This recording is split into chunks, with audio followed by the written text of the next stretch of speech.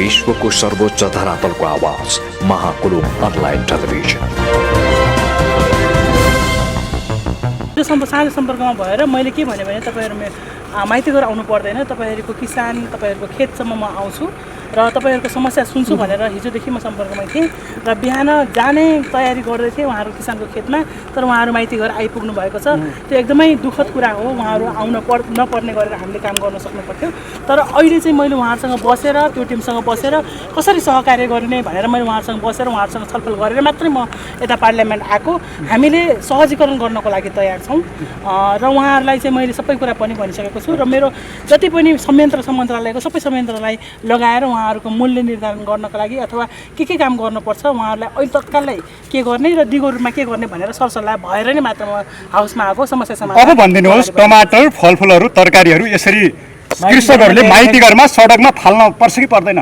त्यो अवस्था आउँछ आउँदैन? फेरि त्यो अवस्था आउन नदिनको लागि हामी रात दिन काम गरिरहेका छौँ। आउँदैन होइन? तपाईहरुले के काम गर्नुभयो? किसानले मल पाउँछन् कि पाउँदैनन्? किसानले मल पाउँछन् कि पाउँदैनन्? सुन्नु न, कुरा के हो भने सर्वप्रथम त त्यो टमाटरको कुरा चाहिँ अहिले उत्पादन होइन। यही हेर्नुहोस्, मैले समाधान गरेर यहाँ मैले के गरिरहेको छु भनेर यो मसँग पेपर पनि यहाँनिर लिएरै आएको छु कि किन डाइरेक्ट उहाँसँग छलफल गरेर म यता आएको हो नि त। हामीले सर्वप्रथम त के हो त भन्दाखेरि भर्खर कुरा गर्नको लागि अहिले पहाडमा टमाटर उत्पादनको एकदमै उत्पादन हुने र यो कुरा चाहिँ हाम्रो सूचना तथा संसार पुर्याउने जति पनि सूचना दिने ठाउँ छ एआइटिसी भन्ने, उहाँहरू मार्फत हामी 2-3 दिन अगाडि नै एकदमै धेरै उत्पादन भइसक्यो। यसको लागि चाहिँ अहिले तत्काललाई चाहिँ यो समयमा जहिले पनि काठमाडौँमा मूल्य अलिकति घट्ने नै हो होइन। विगतका दिनमा पनि त्यो सूचना पनि हामीले जारी सकेका थियौँ र त्यस पछाडि अहिले आएर चाहिँ हामीले के गर्न खोजिरहेको छौँ त भन्दाखेरि एटलिस्ट पहाडमा बढी उत्पादन भइरहेको छ तर तराईको एरियामा अहिले टमाटर उत्पादन भइरहेको छैन। त्यो टमाटरलाई चाहिँ कसरी चाहिँ यो मूल्य श्रृङ्खलासँग जोड्न सकिन्छ, हामीले कसरी काम गर्न सक्नुहुन्छ भनेर मैले अहिले पनि टिमलाई बसालेर वर्कआउट गराउँदैछु र हाम्रो जति पनि आन्दोलनमा हुनुहुन्छ उहाँको प्रतिनिधि साथीहरू पनि बसेर काम गर्दै नै हुनुहुन्छ। कृषकहरू चाहिँ के भन्दैछन् भने यो सरकार निदायो, स्पेसल्ली कृषि मन्त्री चाहिँ निदाउनु भयो, बिउजाउन आयो भन्दै हुनुहुन्छ। बिउजिनु भयो? अब मैले कहिले निधाएको छु त? कृषकहरू भन्दैछन्। होइन, कृषकहरू भन्दै हुनुहुन्छ। तर हेर्नुहोस् है, मैले अहिले मन्त्रालयमा आएदेखि कुनै पनि यस्तो शनिबार र शुक्रबार छैन जहाँ मैले खेती किसानमा गएको छैन। मैले किसानको खेतमा गएर समस्या 3 महिना भयो। 3 महिनामा मैले कुनै एउटा शनिबार कुनै एउटा आइतबार तपाईँहरू मेरो क्वार्टरमा आउनुहोस्, कहाँ आउनुहोस्, मैले किसानको खेतमै भेटाउनुहुन्छ तपाईँले मलाई। किसानको समस्या सुरुमा त समस्या सुन्नु पऱ्यो नि त, समस्या जान्नु पऱ्यो, समस्या बुझ्नु पऱ्यो, अनि बल्ल हामीले खेतमा गएर अनि त्यस पछाडि आएर सरकारको तर्फबाट के गर्ने त भन्ने कुरामा चाहिँ हामीले वर्कआउट गर्ने हो, समस्या समाधानको लागि अगाडि बढ्ने हो।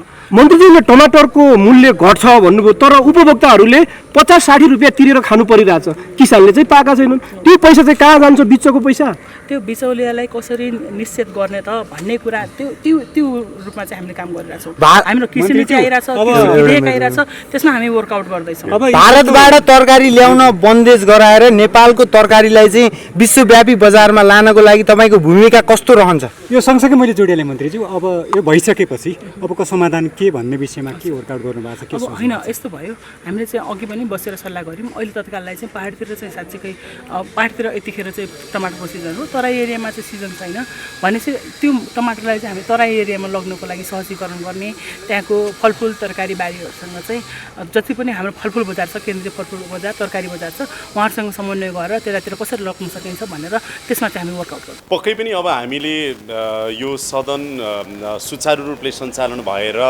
अब बजेट समेत पारित भइसकेको अवस्था र त्यस पछाडि अरू धेरै कानुन पनि बनाउने प्रक्रियाहरू पनि सुरु भएको र अरू थुप्रै कामहरू सदनबाट चाहिँ कानुन निर्माणको प्रारम्भ र त्यस पछाडि जनचासोका विषयमा जति पनि कामहरू हामीले चाहिँ सदन मार्फत गऱ्यौँ।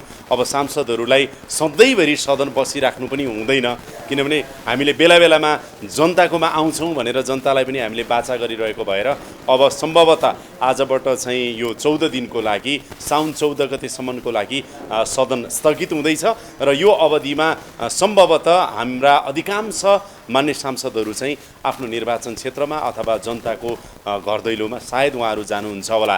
उहाँहरूको कुरा त उहाँहरूले भन्नुहुन्छ, तर मेरो हकमा चाहिँ मैले यो समयलाई उपयोग गर्दै यो जुन 12-14 दिन 2 हप्ताको ग्याप छ यसलाई चाहिँ सबैभन्दा बढी जनताको को समीपमा जाने, उहाँहरूको समस्या बुझ्ने, उहाँहरूका कुराहरू सुन्ने, उहाँहरूसँग सेयरिङ गर्ने, त्यस्तै गरेर योसँग मेरा धेरै विषयहरूसँग सम्बन्धित स्टेक होल्डरहरूसँग भेटघाट गर्ने र यसलाई अझ बढी उपयोगी बनाउने सोचेको छु मैले। सरकारको 100 दिनको रिपोर्ट कार्ड लिएर जनतामा जाँदाखेरि त तालीभन्दा गाली नै खानु होला। सरकारको गति अपेक्षित भएन, जति तपाईँले मत प्राप्त गर्नुभएको थियो जनताको अपेक्षा पुरा गर्नु भएन भनेर आलोचना सुरु हुन्छ।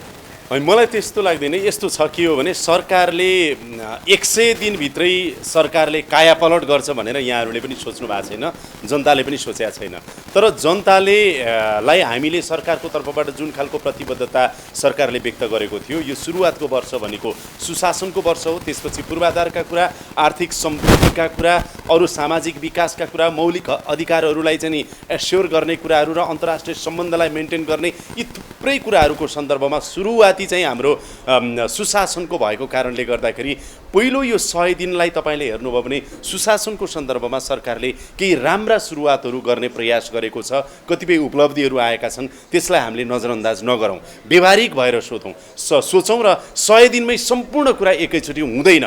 तर हामीले यसबीचमा पनि केही त्रुटिहरू, केही कमजोरीहरू, केही अप्ठ्याराहरू भएका छन् भने अबको दिनमा सुशासनलाई अगाडि बढाइराख्दाखेरि चाहिँ ती कुराहरूमा सुधार गर्न सकिन्छ। तर सुशासनलाई पहिलो प्राथमिकता दिएको भएर यो देश जुन रूपमा विगतमा बन्नु पर्थ्यो किन बनेन भन्ने कुराहरू चाहिँ यो हाम्रो सुशासनकै कमी हो भन्ने हामीले रियलाइज गरिसकेका छौँ र त्यसैमा अहिले सरकारको मैले बढी जोड भएको एउटा सांसदको रूपमा मैले पाउँछु। त्यसैले जनताकोमा जाँदाखेरि सरकारले केही गरेन, त्यसकारण सरकार खत्तम भयो, तिमीहरूले केही गर्न सकेनौ भन्ने अवस्था आउँदैन होला। तर केही जनताको तर्फबाट केही थप कुराहरू रहेछन् भने त्यो हामी सुन्छौँ धैर्यताका साथ, र कतिपय गल्ती कमजोरीहरू रहेछन् भने फर्किएर आएर त्यसलाई सुल्झाउने कुरामा सरकारलाई चाहिँ नि सहयोग गर्ने र त्यो सकारात्मक दबाब दिने काम पनि हामी गर्छौँ। सुशासनको सवालमा चाहिँ तत्कालीन केन्द्रीय आन्दोलनका तत्कालीन प्रधानमन्त्री केपी शर्मा ओली र रमेश लेप्चालाई पक्राउ गर्नु भन्दा सुशासनको सवालमा चाहिँ सरकारले कस्तो छलाङ मार्यो? अब यो कुराको फेरिस त मैले बताइराख्नु परेन, किनभने उसै पनि म सरकारको प्रवक्ता पनि होइन, अहिले म सरकारको मन्त्री परिषदको सदस्य मन्त्रीको रूपमा पनि छैन, एउटा सत्तारूढ दलको सांसदको रूपमा छु र सांसद भएर हेरिराख्दाखेरि सरकारले आफ्नो 100 दिने सुशासनको प्रगतिका कुराहरू, तपाईँको मन्त्रालय घटाउनेदेखि कर्मचारी घटाउनेदेखि लिएर यसका खर्चहरू घटाउनेदेखि लिएर भ्रष्टाचार विरुद्ध निर्मम कदमहरूदेखि लिएर अरू छानबिनका कुराहरूदेखि लिएर सम्पत्ति शुद्धिकरण थुप्रै कामहरू जुन रूपमा सरकारले अगाडि बढाएको, सरकारले आफ्नो 100 दिनको उपलब्धिमा सार्वजनिक गरेको छ, त्यो कुराहरू यहाँहरूलाई अवगत नै छ। त्यसैले सुरुवातको चरणमा 100 दिनमै के परिवर्तन ल्यायो भनेर नखोजौँ, सुरुवात 100 दिनमा राम्रो भयो कि भएन त्यो हेरौँ। त्यसरी हेर्दाखेरि सरकारको सुरुवाती 100 दिन सकारात्मक छ। यद्यपि हामीले धेरै सुधार गर्नुपर्ने, अझै सचिनुपर्ने, अझै तीव्र गतिमा अगाडि बढ्नुपर्ने आवश्यकता चाहिँ छ। अब पहिलो कुरो चाहिँ हामीले प्रधानमन्त्रीलाई रोस्टममा उभिएर दमदार साथ उहाँले बोल्नुभएको कुरोलाई ठिक या बेठिक उहाँले भन्नु पर्यो भन्न हामीले माग गर्दै त्यो आइरहेको छौँ र उहाँ हिजो अचानक आउनुभयो। मैले तपाईँलाई भनेको थिएँ नि, बालन शाह हाम्रो सम्माननीय प्रधानमन्त्री अनिवार्य रूपमा आउनुहुन्छ, मैले भनेको थिएँ, उहाँ आउनुभयो। तर हिजो चाहिँ उहाँले रोस्टममा उभिएर बोल्नका निम्ति हात उठाउनु भएन र सभामुखलाई समय पनि माग्नु भएन, त्यहाँ गएर फर्किनु भयो। अब अहिले चाहिँ मैले सुनेको केही समय सदन स्थगित भएको छ, अब फेरि पछि आएर बोल्नुहुन्छ भन्ने मलाई चाहिँ विश्वास लागेको छ। उहाँले बोल्नुपर्छ, नभए कहाँ हुन्छ। यत्रो जनताले कुरो उठाइरहेको, यत्रो सार्वभौम संसदले चाहिँ व्यापक रूपमा चाहिँ प्रधानमन्त्रीले जवाब दिनुपर्छ भन्ने कुरा उहाँ भागेर उहाँलाई छुट छैन, उहाँले अनिवार्य दिनुपर्छ भन्ने हाम्रो आवाज छ, दिनुहुन्छ भन्ने मलाई विश्वास छ। 44 दिनसम्म तपाईहरुले प्रश्नको जवाब नपाउनु भएको बेला अब कति दिनमा पाउनु होला त यहाँले जवाब? 44 दिन हो प्रधानमन्त्री पहिलोचोटि बोल्नु भयो। अब मलाई के लाग्छ भने अब मैले बुझेअनुसार सुनेअनुसार उहाँ गम्भीर बन्नुभएको छ। मैले सदनमा बोलेको कारणबाट देशव्यापी आन्दोलन भयो र यो मुलुकको निम्ति जुन ढङ्गले बोले यो बेठिक बोले र भन्ने उहाँलाई सोच भएको छ र अब आउने मलाई लाग्छ 14 गतेदेखि फेरि सदन सुरु हुनेछ, यदि स्थगित हुनेवाला छ। त्यसपछि आएर उहाँले जवाफ दिनुहुन्छ, बोल्नुहुन्छ, यसमा दुविधा छैन। अब यो 14 दिनमा तपाईँको आफ्नो चाहिँ कार्यक्रमहरू के हुन्छ? जनताको बिचमा जानुहुन्छ कि अब सांसद मान्ने भइहाल्नुभयो, अब अरू काममा इन्गेज हुनुहुन्छ? भइहाल्नु भयो, तपाईँले भन्न मिल्दैन। जनताले बनाए भन्नु भन्छ। जनताले बनाएको म चाहिँ मैले तपाईँहरूको बिचमा धेरैचोटि भनिसकेँ, म शासक होइन, म सेवक हो र जनताको दैनिक सरोकारका सहरहरूमा जनताको सुख दुःखमा हिजो पनि साथ दिँदै आएको छु, आज पनि साथ दिँदै आएको छु। त्यसैले मैले जनतालाई के भनेको छु भने मेरो भगवान भनेको जनता हो। तपाईँहरूको आशीर्वादबाट म यो सदनमा आएको छु। तपाईँले दिएको नीति निर्देशलाई पालना गर्दै जनताको पक्षमा विशाल आवाजहरू उठाएको छु। फेरि तपाईँहरू सामु आएको छु। तपाईँहरूको सरसल्लाह, तपाईँहरूको समस्या के छन् त्यो त्यसबाट उहाँहरूबाट म लिन्छु र उहाँले को सल्लाह अनुसार फेरि यहाँ सदनमा म दृढ ढङ्गले आवाज उठाउँछु। अब म केही समयपछि जनता बिचमा जान्छु। जनताले प्रश्न गर्छन्, जनताले के प्रश्न गर्छन् ती प्रश्न फेरि लिएर यहाँ सरकार सामु दमदार आफ्नो कुरा राख्नु। आज तपाईँहरूका कार्यकर्ताहरूले आज सिंहदरबारको अगाडिपट्टि नेकपा एमालेकै सम्बद्ध युवाहरूले सिंहदरबार अगाडि अव्यवस्थित पार्किङ गरेर सरकार विरुद्ध आन्दोलन गर्नुभएको छ। केही मान्छेहरू पक्राउ गर्नुभएको छ। यो कहिले सत्ताले लगेर अव्यवस्थित पार्किङ गर्ने, कहिले प्रतिपक्षले लगेर पार्किङ गर्ने, अनि हामीले जनताले दुःख पाइरहने, सेवागाईले दुःख पाइरहने, यो अवस्था चाहिँ कहिले हुन्छ? यो सिलसिला कस्तो हुन्छ? पहिलो कुरो चाहिँ मुलुक चलाउने कुरोमा सरकार जिम्मेवार हुनु पर्यो। सरकार जिम्मेवार भएन। सानो कुरोमा चाहिँ के भनेदेखि मान्छेले धरपकड गर्ने, मान्छेलाई चाहिँ अनावश्यकमा दुःख दिने काम सरकारले गर्छ। यो लोकतन्त्र विरोधी कुरो हो। यो लोकतन्त्र विरोधी कुरा भएको हुनाले म यसको खेद प्रकट गर्न चाहन्छु। यस्तो काम सरकारले गर्नु हुँदैन। यो कामबाट आम जुन जनता भनौँ न, मानिसहरूको जुन एउटा कुरो अहिले चाहिँ एक खालको जुन सरकारबाट चाहिँ जुन ढङ्गले काम गरेन भन्ने भनाइ छ नि, त्यसलाई चाहिँ पुष्टि गर्न सरकार खोज्दैछ। यसो नगरोस् भनेर म सरकारलाई चाहिँ अनुरोध गर्न चाहन्छु। यसको दमदारमा विरोध गर्न मिल्छ।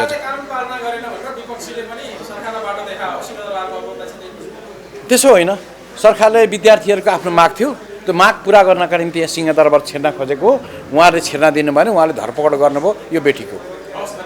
हस्, धन्यवाद। जनताको माग सुन्नलाई, जनताको मुद्दा सुन्नलाई धनकुटा कहिले जानु?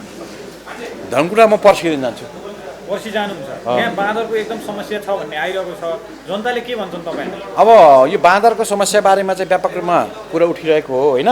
अब अहिले नै सदन चाहिँ निरन्तर भएको भए यसको हामी एउटा निष्कर्ष निकाल्थ्यौँ होइन। अब मलाई के लाग्छ भने यो 14 गते सदन लागिसकेपछि बाँदरको समस्यालाई कसरी हल गर्ने भनेर छलफल गरेर एउटा निष्कर्ष निकालेर हामी कानुन बनाएर हामी अगाडि बढ्छौँ। वस्तु उठान गरेको थिएँ। पछिल्लो समयमा नेपालमा जुन किसिमको अप्रिय घटनाहरू, आत्मघातक घटनाहरू घटिरहेका छन्, हामी सबैलाई चाहिँ एउटा समस्या के भएको छ भने हामी यो मानव विकासको सभ्यता सँगसँगै मानिसले आफ्नो समाज खोज्यो, समाज सँगसँगै आफ्ना इच्छा आकाङ्क्षाहरू खोज्यो।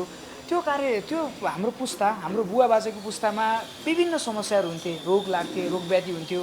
त्यो बेला पनि मान्छेहरू कहीँ न कहीँ मानसिक रोगबाट ग्रसित भए तापनि त्यसको ओक्थुमुलो गर्ने ठाउँ थिएन।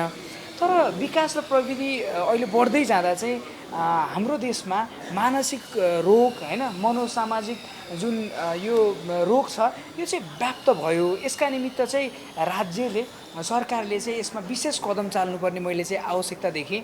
हो, अहिले आत्मघातक घटनाहरू देशभरि बढ्दो छ, यसप्रति धेरै नै गहिरो चिन्ता छ। यो क्रम नरोकिएसम्म चाहिँ हामीलाई निकै नै अप्ठ्यारो पर्नेवाला छ। यसका निमित्त चाहिँ राज्यले एउटा मानसिक स्वास्थ्य परिषद, मेन्टल हेल्थ काउन्सिल चाहिँ बनाउन आवश्यक छ, जसले चाहिँ राज्यले सङ्घ अनि प्रदेश र स्थानीय तहसँग मिलेर चाहिँ काम गर्न सकोस्। हाम्रो गाउँ समाजमा, टोलमा, आज सहरमा भयो घटनाहरू, त्यसैले हाम्रा सबै मिडियामा आए। तर गाउँघरमा पनि त्यस्तै पीडा छ। महिलाहरू, आमाहरूलाई त्यस्तै समस्या छ, महिला दिदीबहिनीहरूलाई त्यस्तै समस्या छ, युवाहरू जुन बढ्दो बेरोजगारीले गर्दा त्यस्तै समस्या छ।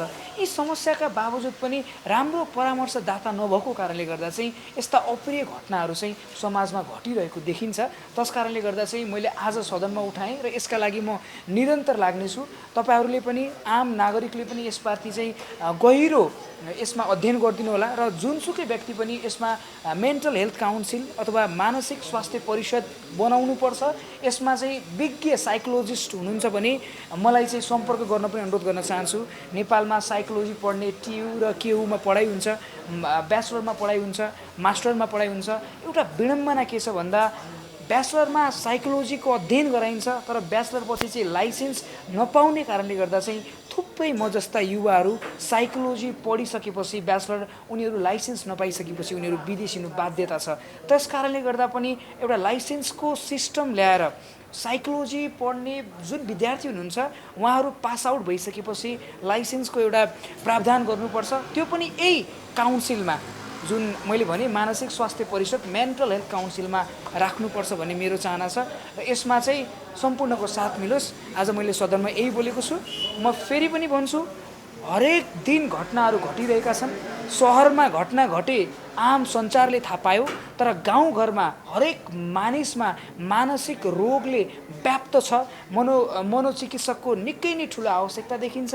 त्यसमा चाहिँ गाउँको आवाज पनि उठाउनका लागि सहर गाउँको दुईटै समेटिने खालको चाहिँ मानसिक स्वास्थ्य परिषद नेपालका लागि अत्यन्त आवश्यक छ। यसमा विज्ञ कोही हुनुहुन्छ भने पनि मलाई र सरकारसम्म पनि पुग दिन अनुरोध गर्न चाहन्छु। धन्यवाद। ठ्याक्कै यहाँले भने जस्तै संसद ब्रेक भइसकेको आधिकारिक सूचना आइसकेको छैन। यद्यपि हामी संवाद गर्दैछौँ र केही समय अधिवेशन सुरु भइसकेपछि सांसदहरू आफ्ना निर्वाचन क्षेत्रमा जान नपाएको निकै समय भएको हुँदै गर्दाखेरि केही समय उहाँलाई निर्वाचन क्षेत्र जान मिल्ने गरी ब्रेक गर्ने भन्ने कुरा चर्चा चलिरहेको छ। सम्भवतः चाँडै नै हुन्छ होला यो कुरा र निश्चय पनि जननिर्वाचित सांसदहरू आफ्नो निर्वाचन क्षेत्रमा नजाने भन्ने कुरै रहेन। अझ विशेष गरी यतिखेर बाढी पहिरोको मौसम छ। प्रत्येक वर्ष जस्तै हामीकोमा बर्खाको सिजन छ र बाढी पहिरो यतिखेर धेरै हुन सक्ने सम्भावना छ। यी कुरालाई पनि मध्यनजर राख्नुपर्छ र जनता निर्वाचन क्षेत्रमा नजाने त सम्भावनै रहेन। बजेट अधिवेशन अपेक्षाकृत बजेटले सम्बोधन गर्नुपर्ने पाटाहरूमा सम्बोधन गरेको छ। बजेट पास पनि भइसकेको अवस्था हो यतिखेर र प्रतिपक्षबाट सदनमा गर्नुपर्ने खबरदारी त्यो निरन्तर चलिरहेको छ। यो प्रतिपक्ष धर्म पनि हो र संसदमा उपस्थित सांसदहरूले कानुन निर्माण गर्ने पाटोहरूमा गरेका केही अभ्यासहरू सकारात्मक नै छन्। धेरै सांसदहरूको लागि पहिलोचोटि संसदीय अभ्यास भएको हुँदै गर्दा उहाँहरूले सोचे जस्तै धेरै कुराहरू प्रभावकारी रूपमा अगाडि नबढेको पनि उहाँलाई महसुस हुन सकेको हुनसक्छ, विशेष गरी कानुन निर्माणको पाटोमा। तर यो बजेट अधिवेशन भएको हुँदै गर्दा धेरै समय बजेट छलफल प्रक्रियामा बितेको र त्योसँग जोडिएको हुँदै गर्दाखेरि त्यो हुँदै गर्दाखेरि पनि धेरैवटा कानुनहरू निर्माण भएका छन् र समग्रमा अधिवेशन सकारात्मक रूपमै अगाडि बढेको छ र बजेटको पाटोबाट सम्बोधन गरेका विषयहरूका चर्चा परिचर्चा भएका नै छन्। तर जनअपेक्षा अनुसार यो चोटिको बजेटमा हामीले निकै पछिल्लो समयमा आएर काम गर्न पाएका थियौँ। अर्थमन्त्रीज्यूले सुरुवाती चरणदेखि काम नगरेको हामी सबैले जोडिएकै निकै पछाडि हो र बजेट निर्माणको निकै प्रक्रिया टुङ्गिसकेपछि जोडिँदै गर्दाखेरि पनि धेरै विषयहरूलाई सम्बोधन गरेको छ। त्यसकारण अब यो अधिवेशनले को निष्कर्षमा हामी पुग्दै गर्दाखेरि अधिवेशनको अन्त्यमा पुग्दै गर्दाखेरि बजेटले सम्बोधन गरेका विषय लिएर जनताहरू आफ्नो निर्वाचन क्षेत्रमा जाँदै गर्दाखेरि त्यहाँ जनताका परेका समस्याहरू सम्बोधनको पाटोमा बजेट मार्फत र बजेट कार्यक्रम मार्फत सम्बोधन गर्नका लागि उहाँहरूले काम गर्ने समय पाउनेछन्। त्यसकारण समग्र रूपमा म यो अधिवेशनमा भएका सबै गतिविधिहरूलाई सकारात्मक रूपमा लिएको छु र प्रतिपक्षबाट उठेका आवाजहरूलाई पनि सरकारलाई खबरदारी गर्दै गर्दाखेरि उहाँले उठाएका यी सबै आवाजहरूलाई एकदमै सकारात्मक रूपमा लिएको छु। जस्तो सोमबारबाट सुरु भएको अनाधिकृत पार्कीको विषय आज सिंहदरबारको दक्षिण गेटसम्म प्रवेश गर्यो। सत्ता पक्ष र विपक्षीहरूको जुवारीको बिचमा घटनामा दोषी के हो, को हुन् र यसमा के कारबाही हुनुपर्छ भन्ने विषय अनुत्तरित रहँदाखेरि सेवाग्राहीहरू मारमा पर्ने, कर्मचारीहरू कारबाही समयमा भित्र सिक्न नसक्ने समस्या देखियो। खास यो सरकारले घटनाक्रमको छानबिन गरेर दोषीहरूलाई कारबाही चाहिँ कहिले गर्छ? कानुनी राज्यमा कुनै पनि गैर कानुनी हरकत मान्य हुन सक्दैनन् र पार्टीको तर्फबाट त हामीले स्पष्ट रूपमा विज्ञप्ति नै जारी गरिसकेका छौँ र कुनै पनि किसिमका गैर कानुनी हरकत जसले गरे पनि उनीहरू कानुनी दायरामा आउनुपर्छ भनेर स्पष्ट भनिसक्दै गर्दाखेरि सरकारले यो विषयमा यथोचित छानबिन गरेर त्यसको निराकरण गर्नेछ भन्ने कुरामा यसमा दुईमत रहेन। सरकारले कारबाही गर्ने नै छ। हिजै मात्र पनि संसद दलका नेता सम्माननीय प्रधानमन्त्रीज्यूसँग हामीले यी सबै विषयलाई प्रभावकारी रूपमा काम गर्नको लागि कसरी आगामी दिनमा संसदलाई अगाडि बढाउने, समितिहरूको छलफललाई कसरी अगाडि बढाउने र संसदीय दलमा रहेका हाम्रा सांसदहरूलाई कसरी इम्पावर गर्ने भन्ने विषयमा हामीले हिजो छलफल गरेका छौँ। माननीय प्रधानमन्त्रीकै कार्यालयमा गएर कार्यकक्षमा गएर यी विषयहरूमा छलफल गरेका छौँ। पछिल्ला दिनमा सरकारले गरेका थुप्रै राम्रा कामहरूका विषयमा त्यति धेरै चर्चा गर्न पाएका छैनौँ, सकारात्मक चर्चा गर्न पाएका छैनौँ। विरोधका लागि विरोध अत्याधिक धेरै भइरहेका छन् र सरकारले गरेका जनपक्षीय कामहरूका विषयमा हामीले जनतालाई बुझाउन नपाउँदै गर्दाखेरि कहीँ कतै कामै पनि नभएको हो कि भन्ने भाष्य न्यारेटिभ पनि बनाउनको लागि तत्परता देखियो। तर त्यसो भएको होइन। सरकारले थुप्रै सकारात्मक कामहरू गरेका छन्। विशेष गरी सुशासनको पाटोमा काम गर्दै गर्दाखेरि सरकारले धेरै काम गरेका छन्। यी सबै पाटोमा आजसम्म सरकारले गरेका निर्णयहरू र गरेका कामहरूलाई जनतामाझ पुर्याउनको लागि र सरकारले गर्नुपर्ने कामहरूमा खबरदारी गर्नको लागि पनि सांसदहरूलाई कसरी इम्पावर गर्न सकिन्छ भनेर हिजो संसद दलका नेता माननीय प्रधानमन्त्रीज्यूसँग हामीले छलफल गरेका छौँ। अब निर्वाचन क्षेत्रमा जानुभन्दा अगाडि एकचोटि हामी संसद दलमा सभापतिज्यू माननीय प्रधानमन्त्रीज्यू सहित संसद दलका नेतासहित हामी छलफल गरेर निर्वाचन क्षेत्रमा जानेछौँ र फर्केर आइसकेपछि फेरि थुप्रै कानुनहरू आजै कानुन मन्त्रीज्यूले भन्नुभयो जस्तै गरी 166वटा कानुनहरू बनाउनु पर्नेछ र त्यो बनाउने प्रक्रियामा अब सदनमा प्रस्तुत हुँदैछन्। ती कानुन निर्माण गर्ने पाटोमा हामी आगामी दिनमा सशक्त भएर काम गर्नेछौँ र अहिलेसम्म कानुन निर्माणको पाटोमा प्रतिनिधि सभामा जति प्रयास गऱ्यौँ त्यो प्रयास गर्दै गर्दाखेरि पनि राष्ट्रिय सभामा हामीसँग पर्याप्त होइन, राष्ट्रिय सभामा हाम्रो सङ्ख्या नभएकै कारण केही कानुनहरू सहज रूपमा पास हुन सकेका छैनन्। यी सबै पाटोलाई मध्यनजर गर्दै गर्दाखेरि सबैसँग सहकार्य गरेर संवाद गरेर जनपक्षीय कानुनहरू बनाउँदै गर्दाखेरि सबैजनाको सहभागिता, सबैजनाको सहयोग कसरी प्राप्त गर्न सकिन्छ भन्ने पाटोमा हामी एकदमै छलफल गरेर गहन रूपमा छलफल गरेर काम गर्नेछौँ।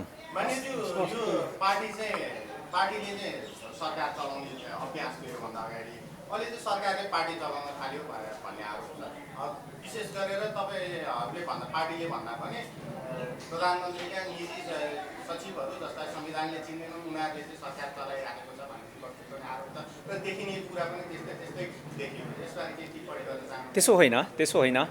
पार्टी र सरकार पार्टी चलाउने त पार्टीले नै हो र सरकार चलाउने काम चाहिँ प्रधानमन्त्रीले गर्ने हो।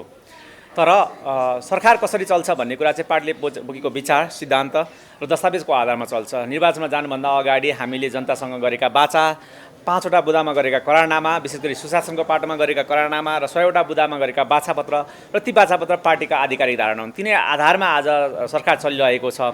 र यहाँलाई म फेरि के अवगत गराउन चाहन्छु भने श्रद्धेय सभापतिज्यू र माननीय प्रधानमन्त्रीज्यू दुवैजनाको संवादका आधारमा सरकारले गर्ने निर्णय र पार्टीमा भएका सबै गतिविधिहरू एकअर्काले छलफल गरेर गरिराख्नु भएको छ। जहाँसम्म मन्त्रालयमा रहेका सहयोगीहरूको विषय, सल्लाहकारहरूको विषय यहाँले कुरा गर्नुभएको छ, त्यो नीतिगत रूपमा मन्त्रालयले पारित गरेर नियुक्ति गरेका मान्छेहरू, गरेका ती जिम्मेवारीमा रहेका मान्छेहरूका विषयमा चर्चा गर्दै गर्दा यो नौलो घटना होइन र गर्न नपाउने भन्ने कुरा होइन। कानुन त सहयोगीहरू राखेर, सल्लाहकारहरू राखेर उहाँहरूले काम गर्न पाउनुहुन्छ र यसरी नियुक्ति भएका कुराहरूकै विषयमा सरकारले पार्टी चलायो भन्ने कुरा अथवा कसले चलाइराखेको छ भन्ने कुराको प्रश्न उठ्नुपर्ने त्यति आवश्यकता नै देखेको छैन।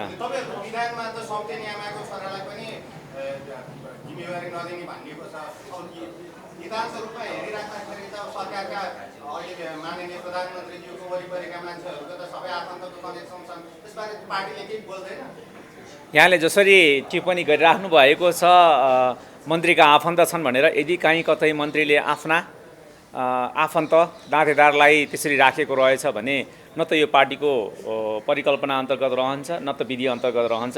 मलाई लाग्दैन कसैको पनि कुनै पनि मन्त्रालयमा कसैका पनि आफन्त, श्रीमान श्रीमती, छोराछोरी, भाइ भतिजाहरू राखेर सहयोगीका रूपमा राखेर काम चलाएको भन्ने मलाई लाग्दैन। यहाँलाई त के पनि थाहा छ भनेदेखि अहिलेसम्म सरकारले निर्णय गरिसकेको छैन, निर्णय गरेको छैन र सांसदहरूसँग सोकिए पनि छैनन्। आफ्नै बलबुतामा, आफ्नै प्रयासमा सहयोगीहरू राख्ने प्रयास भइराखेको छ, गरिराखेका छन्। हुन त चाँडै सरकारले यसमा निर्णय गर्ने भन्ने कुरा पनि सुनिएको छ। त्यसकारण यहाँले भने जस्तो कुनै मन्त्रालयमा अथवा कहीँ कतै पार्टीसँग जोडिँदै गर्दाका कुरा त छोडिदिउँ, तर कोही आफन्त नातेदार त्यस्तो रहेछन् भने यो पार्टीको नीति विपरीत रहन्छ र यस्तो हुन सक्दैन। अहिलेसम्म भएको छ भने हामीलाई लाग्दैन। धन्यवाद। हस्, मैले किराँतीहरू अन्यायमा छन् भन्ने शब्द प्रयोग गर्दिनँ, तर किराँत संस्कृति चाहिँ अन्यायमा परेको छ, ओझेलमा परेको छ।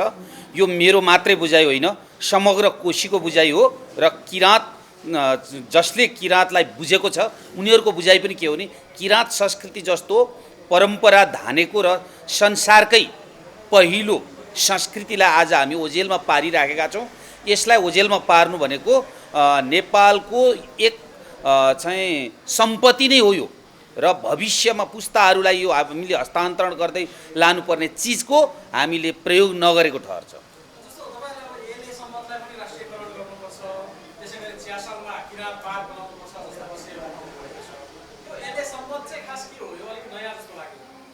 सुन्नुहोस्, विक्रम सम्वत भन्दा उत्तम एले सम्वत हो। यलम्बर राजाले नेपालमा काठमाडौँमा उहाँले गरेको युद्धबाट विजय हासिल गरेको दिनलाई यलम्बर राजाले गरेको हुँदा एले सम्वत नामाङ्करण गरिएको हो। विभिन्न सम्वतहरू नेपाल सम्वतलाई राष्ट्रिय सम्वतको रूपमा आज हामी अगाडि ल्याएका छौँ, तर यलम्बर जस्तो राजाले गरेको त्यो अवसरलाई लिएर तयार भएको सम्वत, यलम्बरको आधारमा तयार भएको एले सम्वतलाई हामीले राष्ट्रिय स्तरमा किन चिनाउँदैनौँ, त्यो राष्ट्रिय सम्वतको रूपमा किन घोषणा गर्दैनौँ? यो त त्यो पुर्खाहरूमाथि, यो देश निर्माताहरूमाथिको अन्याय हुन्छ। त्यसैले यो सम्वतलाई हामीले राष्ट्रिय सम्वतको रूपमा कायम गर्नुपर्छ भन्ने मेरो कुरा हो। र यसैसँग जोडिएको च्यासल भन्ने, च्यासको अर्थ 800 हो। हाम्रा किराँतीहरूले तत्समयमा लडेका र उनीहरू लड्दाखेरि मृत्युवरण गर्दाखेरि त्यो च्यासलमा अहिले पनि देख्न सकिन्छ। त्यहाँ चाहिँ एउटा ठाउँ छ, त्यहाँ उनीहरूको लास गाडिएको अवस्थामा छ।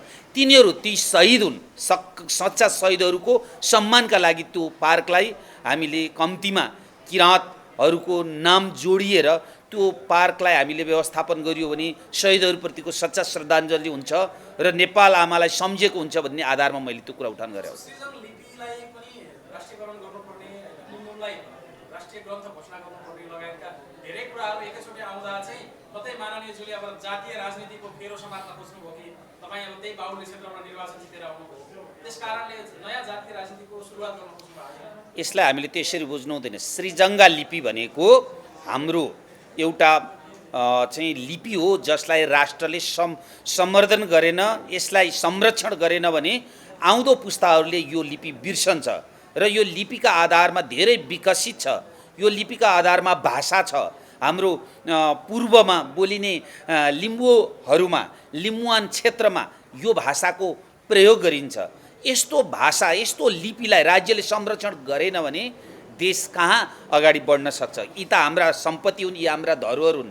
त्यसरी नै मुन्नुम भनेको हाम्रो एउटा राष्ट्रिय ग्रन्थ मात्रै होइन, यो प्रकृति पूजक हो।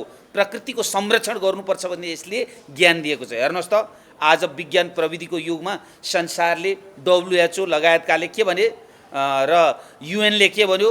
विश्वको वातावरण जोगाउनुपर्छ। अब चाहिँ यो लेयर बाक्लिँदैछ, रुखहरू संरक्षण गर्नुपर्छ, जङ्गललाई संरक्षण गर्नुपर्छ, हिमाललाई संरक्षण गर्नुपर्छ भन्नु। तर त्यतिखेरको मुन्नुम जसमा लेखिएको थियो प्रकृतिलाई संरक्षण गर भनेर, यस्तो किसिमको विज्ञानसँग जोडिएको हाम्रो चाहिँ जुन ग्रन्थ छ यसलाई अन्तर्राष्ट्रिय रूपमा अगाडि बढाउनुपर्छ भन्दा फेरि त्यो किसिमको आरोप लाग्नु अथवा कुनै जात, धर्म, लिङ्गसँग जोड्नु गलत हुन्छ।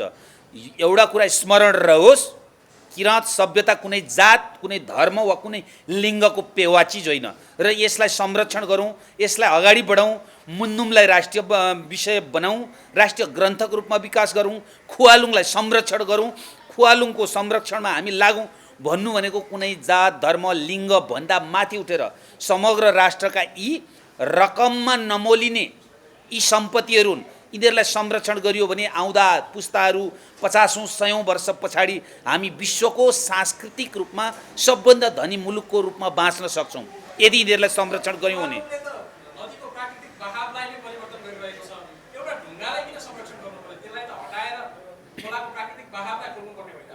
प्रश्न खुवालुङ एउटा ढुङ्गा हो भन्नुभयो, तर खुवालुङ एउटा धरोहर हो। खुवालुङ एउटा प्रकृतिको चाहिँ जननी हो। यो जन्मभूमिको श्रद्धाको, आस्थाको किरण हो। काठमाडौँ उपत्यकाबाट किराँतीहरू पूर्वतर्फ जाँदै जाँदा खुवालुङबाट 3 भाइहरू 3 तर्फ गएको इतिहास छ। त्यति मात्रै होइन, हामी पुरातात्विक चिजहरूलाई महत्त्व दिन्छौँ। हामी पाथिभरालाई जसरी हामी संरक्षण गर्छौँ, पाथिभरा मातामाथि जसरी आस्था गर्छौँ, पशुपतिनाथमाथि जसरी आस्था गर्छौँ, खुवालुङ तर्नका लागि हेर्नुहोस् त्यो पुण्य व्यक्तिले मात्रै तर्न सक्छ। त्यो खुवालुङ तर्नका लागि कुनै पाप गरेको रहेछ भने त्यहाँ पाप पखाल्नुपर्छ भन्ने जस्ता हाम्रा पौराणिक चिजहरू छन्, जसले हाम्रा आस्था हुन्, जसका कारणले गर्दा हाम्रो समाज समुदाय बाँचेको छ। ती हाम्रा जुगौँ जुगसम्म रहने चिजहरू हुन्। यस्ता चिजहरूलाई पनि हामीहरूले मेटेर ढुङ्गाको रूपमा दर्द गर्दै जाने हो भने यो सृष्टिमा महत्त्वपूर्ण चिजहरूको अस्तित्व नरहने र महत्त्वविहीन चिजहरू जो सोकल्ड अर्थात् कङ्क्रिटहरूको चाहिँ सहरलाई हामीले चाहिँ महत्त्व दिने र प्रकृतिको चाहिँ हामी विरूप बनाउँदै जाने हुन्छ र हाम्रा इतिहासहरू मर्छन्, हाम्रा भूगोलहरू मर्छन्, हाम्रा पौराणिक अवस्थाहरू मर्छन्, हाम्रा धर्म ग्रन्थहरू मर्छन्। त्यसैले खुवालुङ जस्तो चिजलाई कसैले ढुङ्गा भन्छ भने त्यो भन्दा अनभिज्ञता केही पनि हुँदैन। जस्तो यो किराँत सभ्यता र संस्कृतिको संरक्षणको कुरा गर्दा राई र लिम्बूहरूको सुनुवारहरूको आफ्ना आफ्नै दाबी छ, आफ्ना आफ्नै विवाद छ। यसलाई चाहिँ कसरी सहजी गर्नुपर्छ? राई, लिम्बू, सुनवार, याक्खा हामी यी जाततर्फ जानुभन्दा पनि किराँत सभ्यताभित्र रहेका यी विभिन्न सभ्यतालाई मान्ने नागरिकहरू ती मात्रै होइन, जो व्यक्तिहरू हेर्नुहोस् हिमालय पर्वतको तल्लो तहमा बसोबास गर्ने नागरिकहरू हुनुहुन्छ। हामी सबैले यो किराँत सभ्यतालाई अङ्गीकार कुनै न कुनै रूपमा गरेका छौँ, कुनै न कुनै रूपमा स्वीकार गरेका छौँ। हामी नदीलाई हामी पनि पूजा गर्छौँ, हामी वनलाई हामी पनि संरक्षण गर्छौँ, हामी प्रकृतिलाई हामी पनि माया गर्छौँ, सूर्यलाई हामी पनि देवता भन्छौँ, यसको संरक्षण चाहिन्छ भन्छौँ। यो सबै कुरा के हो भने यो मुन्दुम हो, यो किराँत संस्कृति अन्तर्गत यो किराँत सभ्यताले ल्याएका चिजहरू हुन्। त्यसैले तपाईँको प्रश्न अझ पनि के आउँछ भने किराँत भन्ने शब्दसँग राई, लिम्बू, याक्खा, हुवा तपाईँ सुनुवारलाई मात्रै जोडेर हेर्नुभयो भने यो चिज हामी सत्यको नजिक पुग्दैनौँ। सत्यको नजिक तब पुग्छौँ यी सबै चिजहरू या हाम्रा सम्पत्ति हुन्, हाम्रा संरक्षण गर्नुपर्ने चिज हुन्, हामीले अवलम्बन गरेको रीतिरिवाज हो, हामीले प्रयोग गरेको चालचलन हो, हामीले प्रयोग गरिरहेको जुन श्रम छ त्यो श्रमको मूल्य हो, श्रमको मान्यता हो। र नागरिकहरू आजसम्म विज्ञान प्रविधि नआउँदा पनि नागरिकहरू जसरी बाँच्न सकेका थिए यिनैको सहाराले बाँच्न सकेका हुन्। जसको सहाराले बाँच्न सक्यो, जसको सहाराले यहाँ पुग्यो, त्यसलाई नै हामीले बिर्स्यौँ भने हामीले सच्चा देशमाथि अन्याय गरेको ठहर्छ। यसले कुनै साम्प्रदायिक द्वन्द्वभन्दा पनि साम्प्रदायिक रूपमा संरक्षण प्राप्त गर्छ भन्ने मेरो बुझाइ छ। 1831 मा पृथ्वीनारायण शाहले लिम्बूहरूलाई जितेका होइनन्, सम्झौता भएको हो अथवा के थियो, यस्तै तपाईँले केही उल्लेख गर्नुभएको थियो। अब तपाईँले एउटा धर्म संस्कृति र सभ्यताको संरक्षणको कुरा गर्दा राष्ट्र निर्माता पृथ्वीनारायण शाहमाथि अपमान चाहिँ किन गर्नु? यसलाई अपमान नभनौँ, सत्य बोल्दाखेरि त्यसलाई अपमान भन्नु हुँदैन। म पृथ्वीनारायण शाहप्रति नमन गर्छु शिर झुकाएर। तर एउटा कुरा हामीले के भुल्न हुँदैन भने नेपाल एकीकरण हुँदै गर्दा 2224 राज्यहरूको अवस्थितिमा किराँतहरूसँग भएको युद्धमा लिम्बुवानमा लिम्बूहरूसँग भएको लडाइँमा कुनै पनि पक्षले जितेको थिएन। तत्कालीन गोर्खा सेना र चाहिँ लिम्बुवानका सेनाहरू बीच सम्झौता भएको। त्यो सम्झौताले के गरेको भन्दा 1% राज्य कर मात्रै नेपाल सरकारलाई बुझाउने र सबै कुरा चाहिँ त्यहीँ चाहिँ प्रयोग गर्ने भनेर लिम्बुवान राज्यसँग सम्झौता भएको। त्यसैले किपट प्रथा आएको, त्यसैले किपटको संरक्षण भएको।